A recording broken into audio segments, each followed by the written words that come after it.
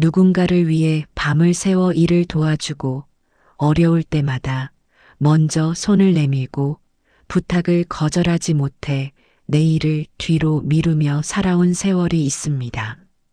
그런데 문득 이런 생각이 듭니다. 왜 나는 이렇게 살아왔는데 마음은 더 공허해지는 걸까?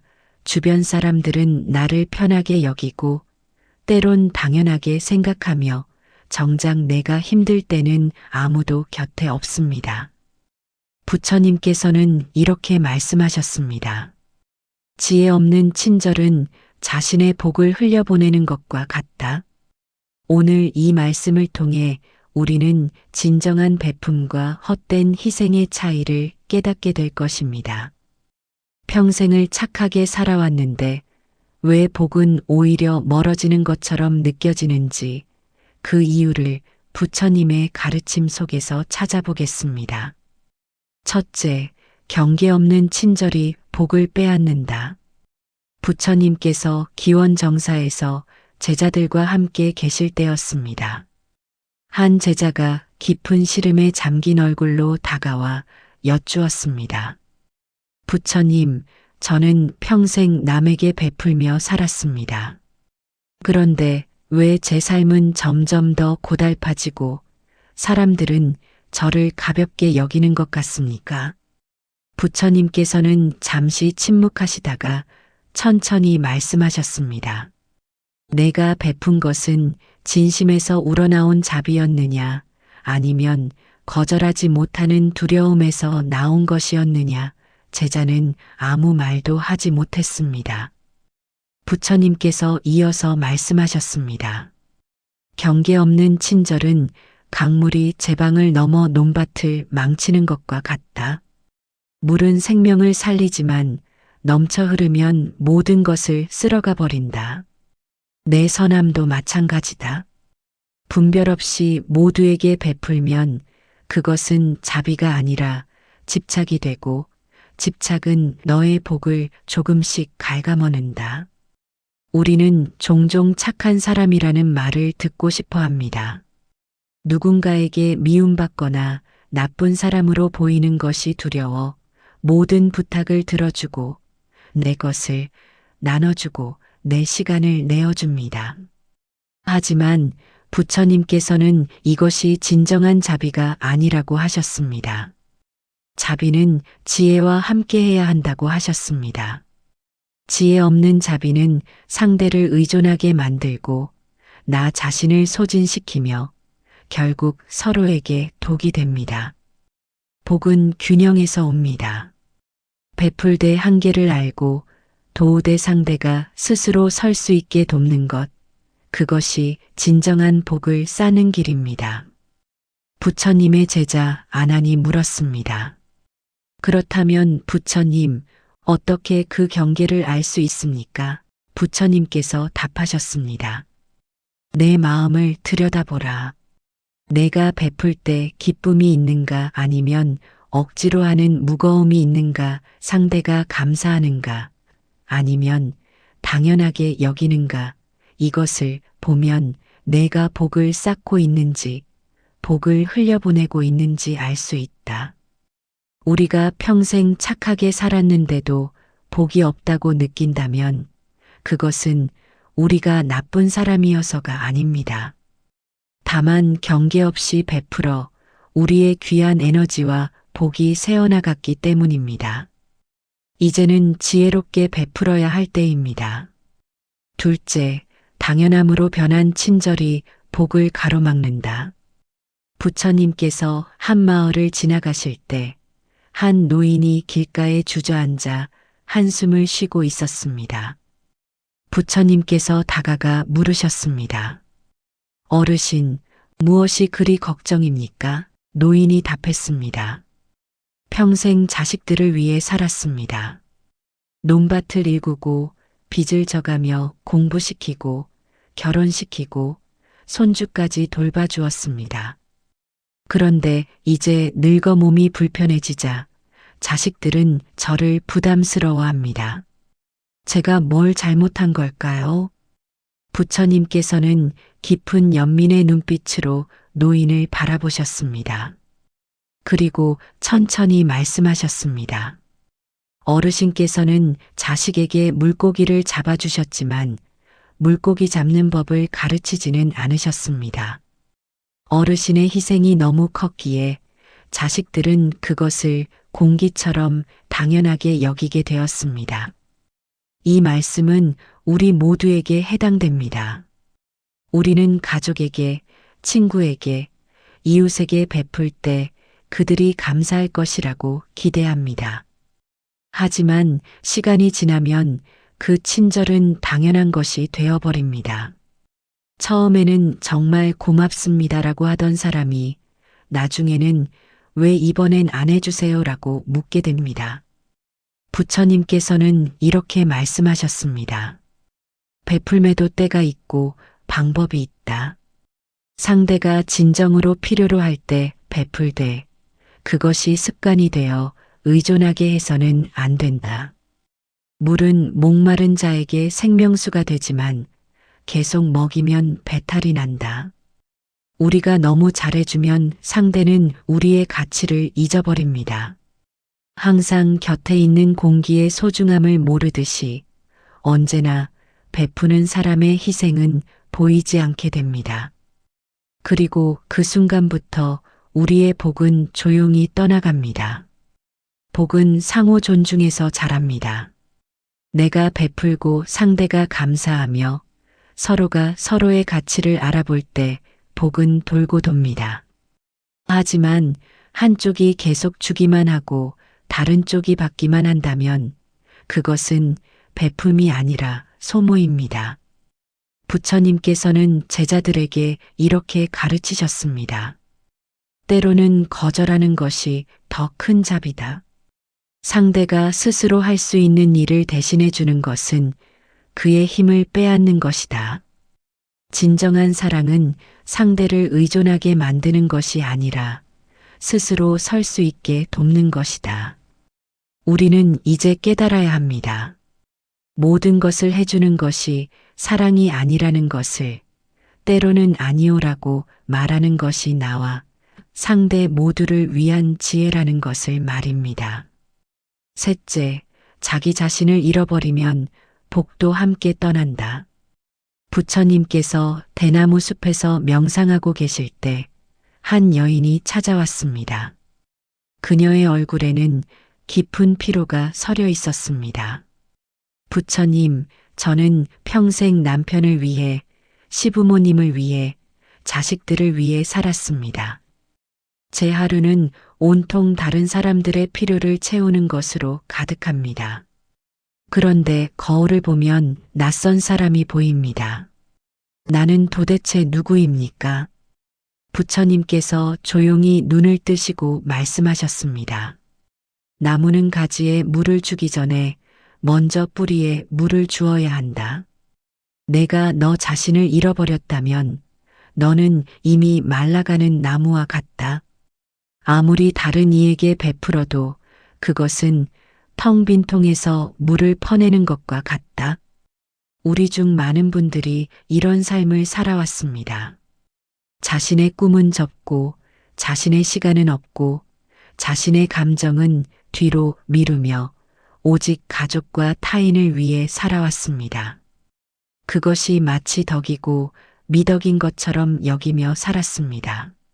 하지만 부처님께서는 이렇게 말씀하셨습니다. 자기 자신을 돌보지 않는 자는 남을 진정으로 돌볼 수 없다. 마치 빈 그릇으로는 다른 그릇에 물을 담을 수 없는 것과 같다.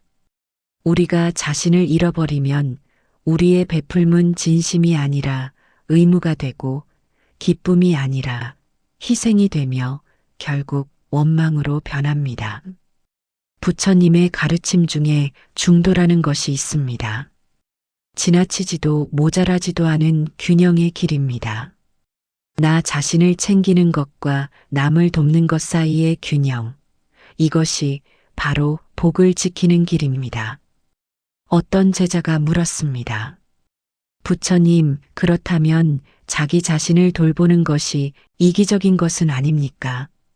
부처님께서 미소 지으시며 답하셨습니다. 등불은 먼저 자기 자신을 밝혀야 주변을 비출 수 있다. 자신이 꺼져버린 등불로는 아무도 길을 밝힐 수 없다.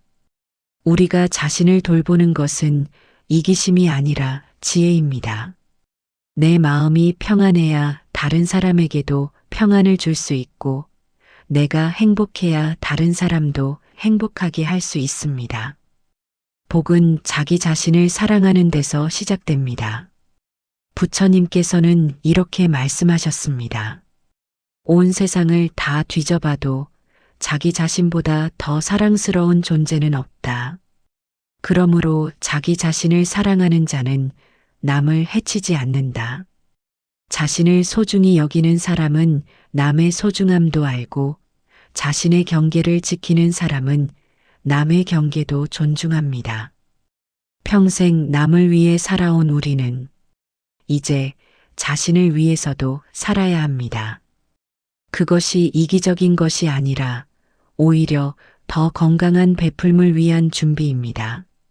넷째, 고마움을 모르는 사람에게 베풀면 복이 돌지 않는다. 부처님께서 제자들과 함께 탁발을 하시며 마을을 지나가고 계셨습니다. 한 집 앞에서 주인이 음식을 내왔지만 받자마자 투덜거리며 말했습니다. 이게 뭐예요? 이것밖에 못 줘요. 부처님께서는 조용히 그 음식을 거두시고 다음 집으로 향하셨습니다. 제자들이 의아해하며 물었습니다. 부처님, 우리는 어떤 음식이든 감사히 받아야 하는 것 아닙니까? 부처님께서 답하셨습니다. 감사함이 없는 곳에 베풀문 복이 아니라 업이 된다. 구멍난 그릇에 아무리 물을 부어도 차지 않는 것과 같다. 우리 주변에는 아무리 해줘도 고마워하지 않는 사람들이 있습니다. 오히려 더 많은 것을 요구하고 부족하다고 불평하며 당연하게 여깁니다. 이런 사람에게 계속 베푸는 것은 복을 쌓는 것이 아니라 복을 낭비하는 것입니다. 부처님께서는 이렇게 말씀하셨습니다. 씨앗은 좋은 땅에 뿌려야 싹이 튼다.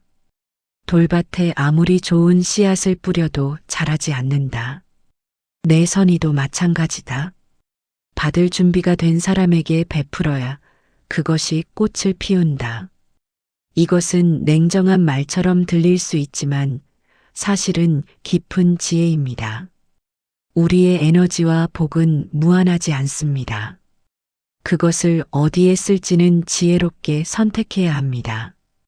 감사할 줄 모르는 사람은 아무리 받아도 채워지지 않습니다. 왜냐하면 그들의 마음 자체가 구멍난 항아리이기 때문입니다. 한 제자가 물었습니다. 부처님, 그렇다면 우리는 누구에게 베풀어야 합니까? 부처님께서 답하셨습니다. 작은 것에도 감사할 줄 아는 사람, 받은 것을 소중히 여기는 사람, 그리고 언젠가 베풀 마음을 가진 사람에게 베풀어다. 그들의 감사는 복으로 돌아온다. 부처님의 가르침 중에는 선업과 악업에 대한 이야기가 있습니다. 선한 행동도 받는 사람에 따라 선업이 될 수도 악업이 될 수도 있다는 것입니다. 게으른 사람에게 계속 물질적 도움을 주면 그는 더 게을러집니다. 이것은 그를 돕는 것이 아니라 해치는 것입니다. 우리는 이제 분별해야 합니다.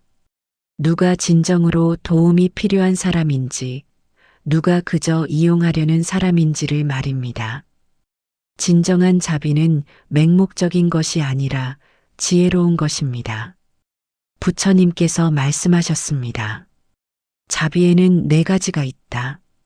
기쁨을 주는 자비, 고통을 덜어주는 자비, 함께 기뻐하는 자비, 그리고 평온을 지켜주는 자비다. 하지만 이 모든 자비는 지혜와 함께해야 한다. 고마워할 줄 아는 사람에게 베풀 때 우리의 복은 쌓입니다. 그들의 감사는 우주의 순환 속에서 반드시 우리에게 돌아옵니다. 하지만 고마움을 모르는 사람에게 베풀면 그것은 바다에 돌을 던지는 것과 같아 아무 파장도 일으키지 못합니다. 다섯째, 존중받지 못하는 관계는 복을 빼앗아 간다. 부처님께서 제자들에게 이런 이야기를 들려주셨습니다. 옛날 어떤 부자가 있었다. 그는 마을 사람들에게 너그럽게 베풀었다. 하지만 시간이 지나자 사람들은 그를 함부로 대하기 시작했다. 한밤중에도 찾아와 돈을 빌리고 돌려주지 않았으며 그가 거절하면 욕을 했다. 어느 날 그는 모든 것을 잃고 거리에 나앉게 되었다. 그때 그를 찾는 사람은 아무도 없었다. 제자들이 물었습니다. 부처님, 그는 선한 사람이었는데 왜 그런 불행을 겪었습니까? 부처님께서 답하셨습니다. 그는 선했지만 지혜롭지 못했다. 그는 존중을 잃었고 존중을 잃는 순간 복도 함께 떠났다. 우리는 종종 착하게 산다는 것과 존중받는 것을 혼동합니다. 하지만 아무리 착해도 존중받지 못하면 그 관계는 건강하지 않습니다. 존중이 없는 곳에서는 복도 자랄 수 없습니다. 부처님께서는 상호 존중을 매우 강조하셨습니다. 부처님께서는 제자들에게도 존중으로 대하셨고 제자들 또한 부처님을 존중했습니다. 이 존중이 있었기에 가르침이 전해질 수 있었고 깨달음이 꽃필 수 있었습니다. 한 제자가 물었습니다. 부처님, 어떻게 하면 존중을 받을 수 있습니까? 부처님께서 답하셨습니다. 먼저 너 자신을 존중하라. 내가 너를 함부로 대하면 남들도 너를 함부로 대한다. 내가 내 시간을 소중히 여기면 남들도 내 시간을 소중히 여긴다. 내가 내 경계를 지키면 남들도 그 경계를 존중한다. 우리는 때때로 사람들에게 잘 보이려고 미움받지 않으려고 우리 자신을 낮춥니다. 하지만 그것은 겸손이 아니라 자기 비하입니다. 부처님께서는 겸손과 자기 비하를 구분하셨습니다. 겸손은 자신을 있는 그대로 보는 것이고 자기 비하는 자신을 실제보다 낮게 보는 것입니다. 부처님께서 말씀하셨습니다. 강물은 낮은 곳으로 흐르지만 그렇다고 스스로를 흙탕물로 만들지는 않는다. 너도 겸손하되 내 존엄을 잃지 말라. 존중받지 못하는 관계에서는 우리의 에너지가 고갈됩니다. 우리가 아무리 베풀어도 그것이 인정받지 못하고 우리가 아무리 애써도 당연하게 여겨지고 우리의 말이 무시당할 때 우리의 복은 조용히 빠져나갑니다. 부처님께서는 제자들에게 이렇게 가르치셨습니다. 함께 있어도 외로운 관계, 주어도 채워지지 않는 관계, 말해도 들리지 않는 관계라면 그것은 인연이 아니라 업보다. 그런 관계는 내려놓는 것이 답이다. 평생을 살아오면서 우리는 많은 관계를 맺었습니다. 그 중에는 우리를 자라게 하는 관계도 있고 우리를 소진시키는 관계도 있습니다. 이제는 구분할 때입니다. 어떤 관계가 복을 가져오고 어떤 관계가 복을 빼앗아가는지를 말입니다. 존중하는 사람과 함께할 때 우리의 복은 자랍니다. 서로를 귀하게 여기고 서로의 말에 귀 기울이며 서로의 시간을 소중히 여기는 관계 속에서 복은 순환하고 장폭됩니다. 여섯째, 지혜로운 베품이 진정한 복을 부른다. 부처님께서 생애의 마지막 순간에 제자들을 모아놓고 마지막 가르침을 주셨습니다. 내가 너희에게 평생 가르친 것은 무엇이었느냐? 자비와 지혜였다. 자비만 있고 지혜가 없으면 맹목이 되고 지혜만 있고 자비가 없으면 냉옥이 된다. 이 둘이 함께할 때 진정한 복이 피어난다. 제자들이 눈물을 흘리며 물었습니다. 부처님, 우리가 부처님처럼 살려면 무엇을 해야 합니까? 부처님께서 미소 지으시며 답하셨습니다. 지혜롭게 베풀어라. 모든 이에게 같은 방식으로 베풀 필요는 없다. 목마른 자에게는 물을, 배고픈 자에게는 밥을, 외로운 자에게는 말동무를, 길 잃은 자에게는 방향을 제시하라. 진정한 베풀음은 천편일률적이지 않습니다. 상대가 진정으로 필요로 하는 것을 주는 것, 그것이 지혜로운 베풀음입니다.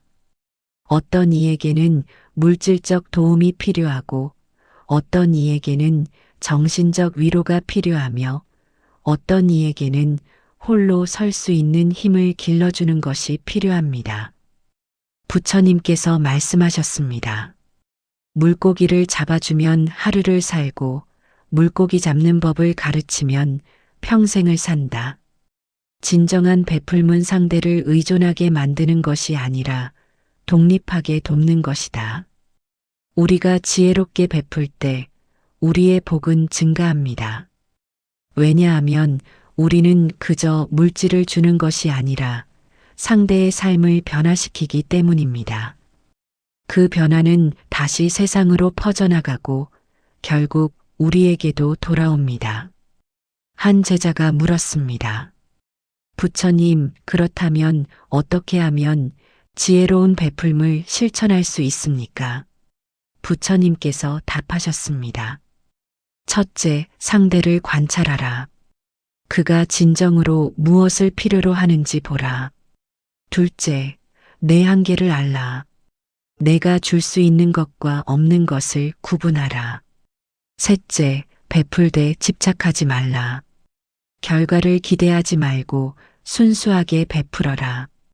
부처님의 가르침 중에는 보시에 대한 깊은 지혜가 있습니다. 보시에는 세 가지가 있다고 하셨습니다.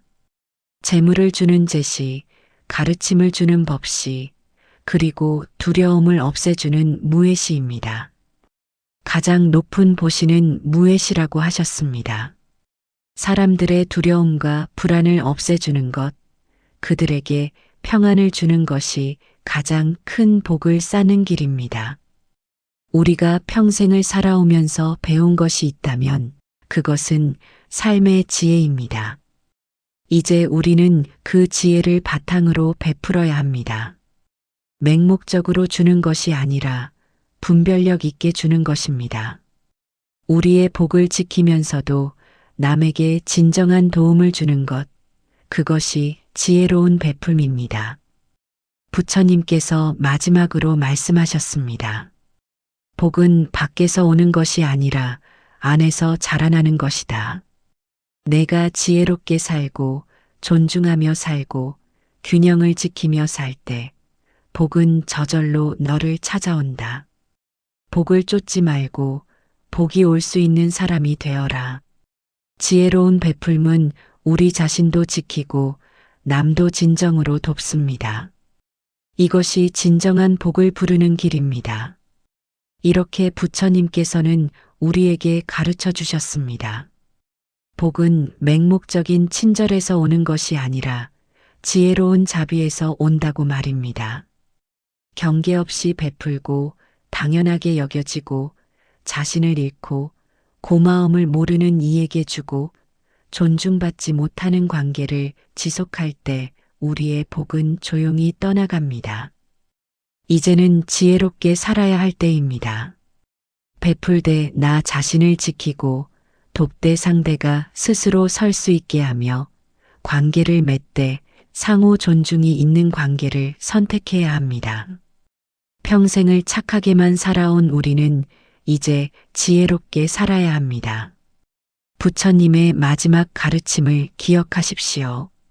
자비와 지혜가 함께할 때 진정한 복이 피어난다. 우리의 남은 생이 지혜로운 베풀무로 가득하길, 그리하여 진정한 복이 우리 곁에 머물길 기원합니다.